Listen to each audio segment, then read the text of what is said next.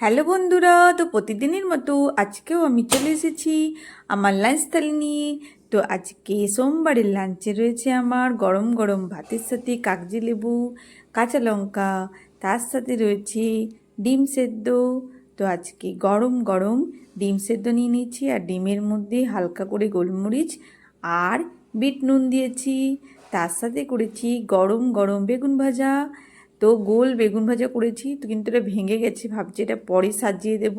তো ছোটোগুলোই আগে নিয়ে নিই, গোলটা ভাবলাম কি সুন্দর করে কাটলাম, কিন্তু দেখছি ভেঙে গেছে।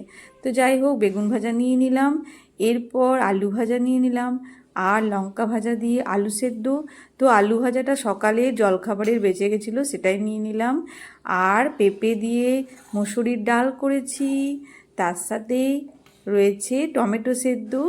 তো অনেকগুলো টমেটো রয়েছে দেখলাম, তা ভাবলাম মেয়েটা খেতে ভালোবাসে, মেয়ের জন্য একটু টমেটো সেদ্ধ করে দিই। তো কেমন লাগলো আমার সোমবারের লাঞ্চ থালি? শুভ দুপুর বন্ধুরা, সবাই ভালো থেকো, সবারই দিন খুব ভালোভাবে কাটুক। কাল আবার দেখা হবে। তো আজকের লাঞ্চের থালিটা কেমন লাগলো অবশ্যই কমেন্ট করে জানিও। Good bye.